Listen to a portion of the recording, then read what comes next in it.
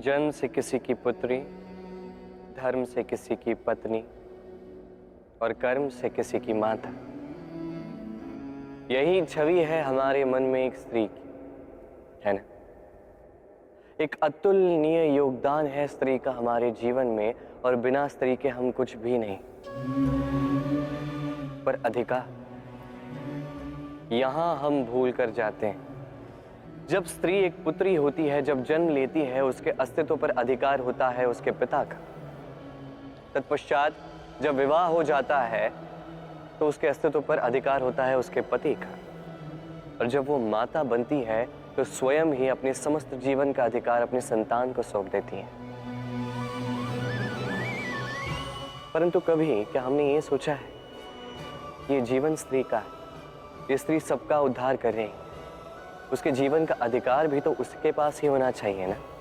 वो स्वयं के जीवन के निर्णय स्वयं ले सकती है, स्वयं अपना भाग्य रच सकती है। और ये करने के लिए हमें स्वयं को बदलना होगा, सोच को बदलना होगा, क्योंकि ये सोच ये आज या कल की नहीं है, ये वर्षों से चलती आ रही है और वर्षों तक चलेगी यदि हमने इसे नहीं बदला। और हम तभी बदल सकते हैं जब हम स्वयं में आज परिवर्तन लाएं। आज के पश्चात, इस क्षण के पश्चात किसी भी स्त्री पर अकारण अधिकार स्थापित करने से पूर्व सहस्त्र बार सोचना, क्योंकि जब स्त्री अपना अधिकार छीनने पर विवश हो जाएगी तब केवल और केवल महाविनाश ही होगा।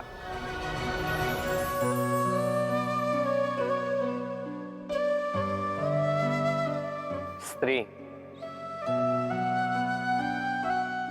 पुरुषों ने जिसे नाम दिया त्रिया, क्यों दिया, किसने दिया, किसी को ज्ञात नहीं।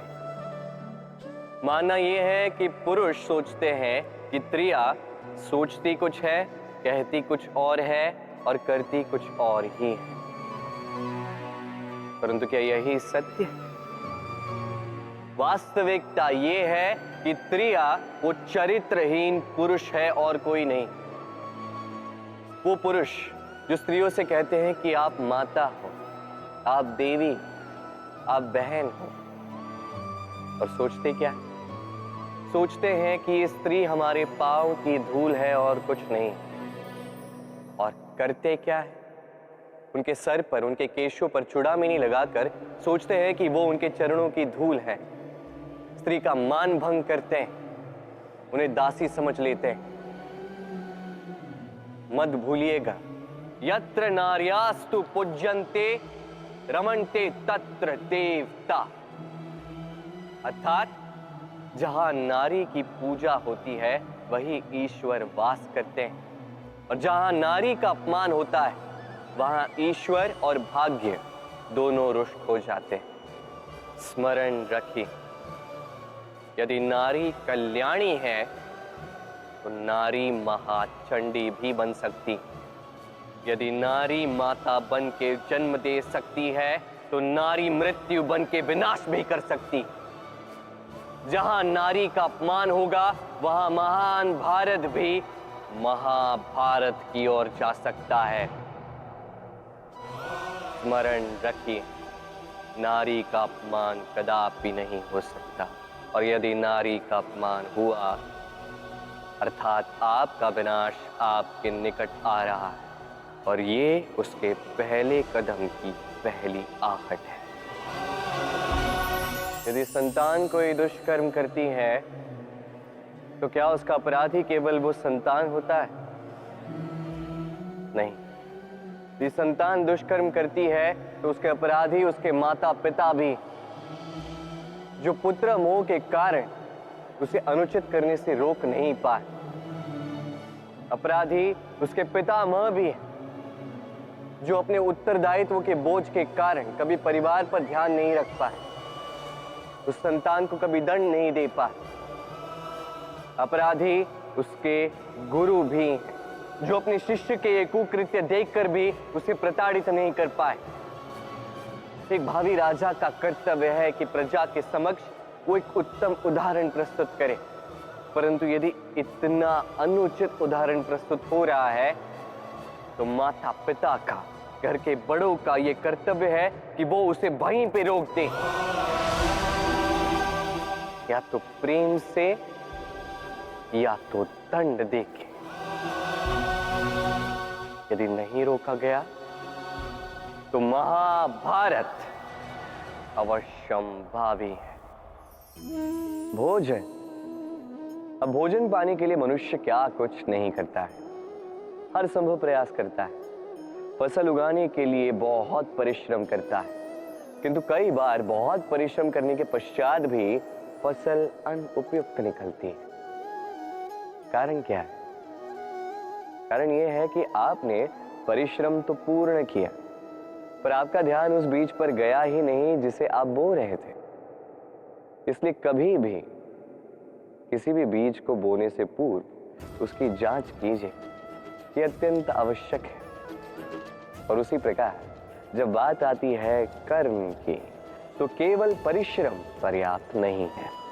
उस कर्म के पीछे आपका कर्तव्य क्या है, आपका उद्देश्य क्या है, ये जानना अत्यंत महत्वपूर्ण है। इसलिए कर्म कीजिए, किंतु उस कर्म के पीछे आपके कर्तव्य के महत्व को भी समझिए। आपने कभी किसी साधारण पक्षी को देखा है, जैसे गौरैया? वो क्या करती है? किसी वृक्ष की टहनी पर अपना घोंसला बनाती। अब वहां पे घोंसला बनाना सरल है, क्योंकि सामग्री जो है आसपास मिल जाती, परंतु समस्या है आक्रमण। कोई सर्प या कोई और पशु उसके घोंसले पे, उसकी संतान पे आक्रमण न करते, इस बात का भय होता है।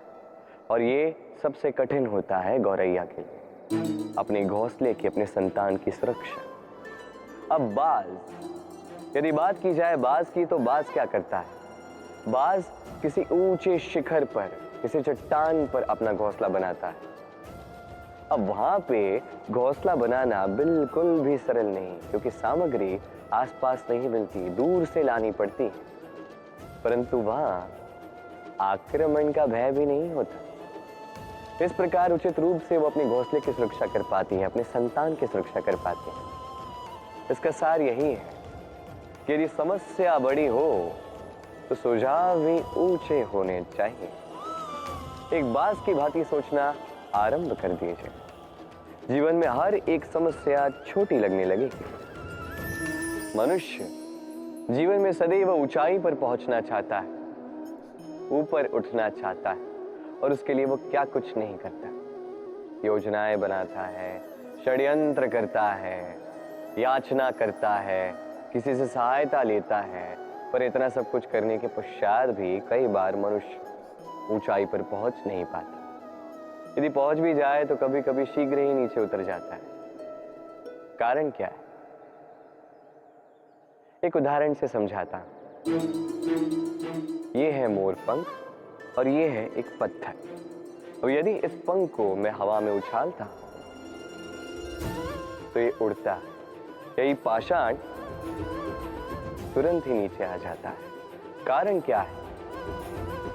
भार। ये पाषाण भारी है, और यही तो सीख हमें प्राप्त करनी है। इसी प्रकार यदि हमारा मन द्वेष और अहंकार के भार से भरा होगा तो ये कभी ऊंचा उठ नहीं पाएगा।